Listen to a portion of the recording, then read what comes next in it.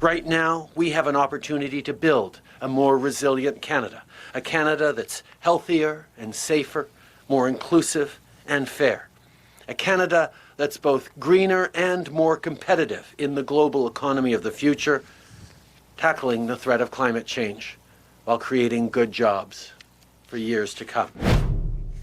In just 12 days, the Liberals will deliver their throne speech. Reports suggest it will include billions of dollars in new spending. Canada is already looking at an estimated deficit of $343 billion due to the government's extraordinary pandemic measures. How long could it take to pay that off, and what happens if more is added to it? Parliamentary Budget Officer Yves Giroux joins us now to delve into those questions. Hi, Mr. Giroux. Welcome back to the show. Thank you. Let me start off by asking you about the actual size of the deficit. I think the last time we got a figure from the government was during its fiscal snapshot. Now it's a few months ago. It was about $343 billion at the time.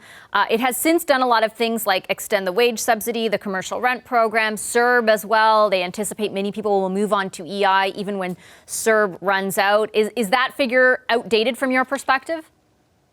It certainly needs to be updated.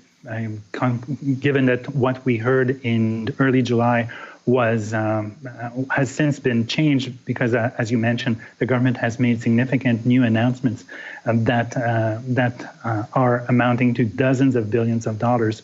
So to ensure that we are as much up to date as possible, my office will be releasing a revised update scenario at the end of this month. So on September 29th, we'll be revising our economic and fiscal scenario to take into account the most recent developments in government announcement, but as well in the broader economy.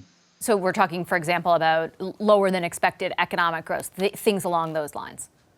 Exactly. Most recent developments, because last time my office released an update was at the end of June. And since then, there has been additional data, for example, on the labor force, on consumer confidence, more information coming from the government on new spending proposals and so on. So we will take all of these into consideration and we'll provide an updated number with respect to the expected deficit figure for this year, as well as economic prospects for the remainder of the year. And we'll also get into medium-term outlook. I know your report isn't out yet, but do you think is it safe to assume that we're looking at a deficit that will be bigger than $400 billion? It's tricky to put a number at this point because it's true that the government has announced additional spending measures since the snapshot of early July, but the economy has also performed probably less bad than many people expected. Right. So these are two offsetting factors. So I can't scoop myself, so too bad. We'll have to wait. Yeah, I tried. Bad. I know. Nice try, though. How sustainable is the kind of spending, albeit on programs for the most part that people really needed, right? In the long term, and I ask again on the question of CERB, for example, which is running out, but still millions of Canadians we're anticipating will transition to EI, will still need support because they have lost their jobs. If there is a second wave, I think there's a lot of people wondering about that too, and what that means for the government's role and what kind of aid they might have to provide in that scenario. How sustainable is what you've seen over the last 6 months? Well, let me start by saying sustainability has different meanings to different people. So the definition that we use at the office is over a long-term period. For example, if you look at longer-term fiscal sustainability, finishing a 75-year period, if that's the period at which you're looking at, finishing that period with the same level of debt where you started. And that's a generally accepted definition of fiscal sustainability.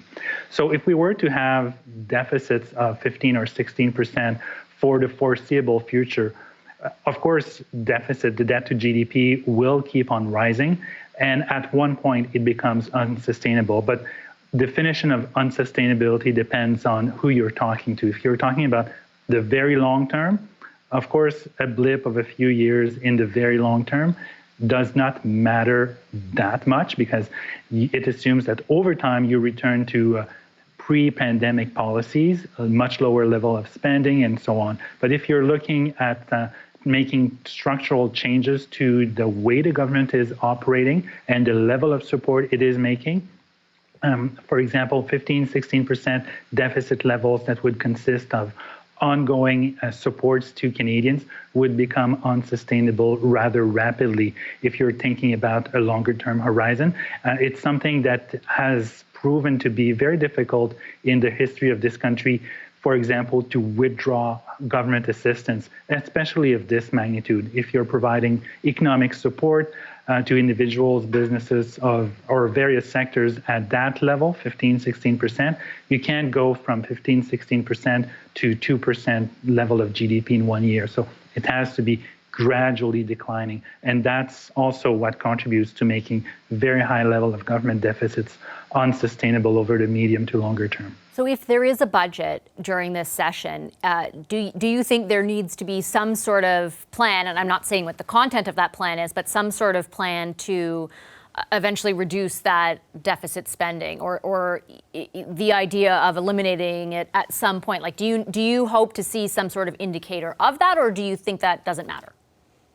Well, I think we as Canadians are all expecting it, and I think we should have the longer-term plan or vision of the government with respect to public finances.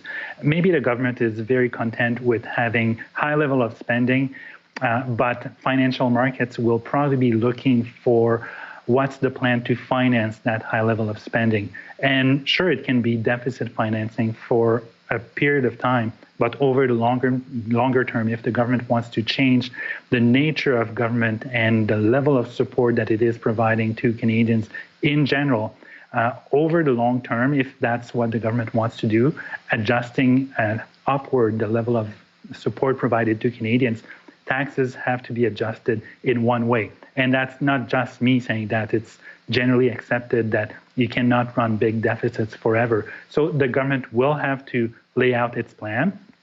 And that's what we expect in any way to see in the speech from the throne, probably broad indications on that, and more details to be followed in an update or a budget. Do you think there should be a budget? Pardon the interruption. Do you think there should be a budget? It's up to the government to decide whether they want to have a budget, but we will certainly be looking for some kind of longer-term plan, indications for that. If it's not a budget, it can be a fiscal update, or it can be a speech from the government, the Minister of Finance, or even the Prime Minister. But we need to have, indications as to what are the plans, the longer-term plans going forward. So it could be a budget, could be an update, or it can even be a mention in the speech from the throne. The way in which it is delivered does not matter that much, but what matters is having a clear sense of the path forward from the government. We've heard in prior conversations with the government, in prior budgets, et cetera, and I've done so many interviews with the then Finance Minister, Bill Morneau, around the subject of, obviously you've presented a plan for the next number of years, but there's nothing in here about how you eliminate the deficit or when you get around it. And they continually use the sort of fiscal anchor, and their position is that their fiscal anchor is the debt to GDP ratio. Is that, like, if you see that, for example, in the fall session, if they present a plan to get it to a certain level, like, do they need to present at least that, I guess is my point.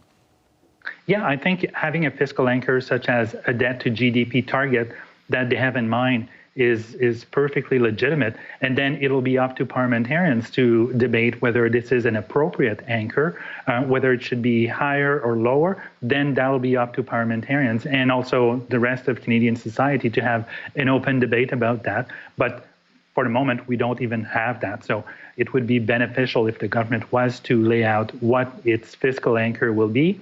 It could be debt to GDP ratio, could be smaller deficits, it could be a return to balance within a certain time frame.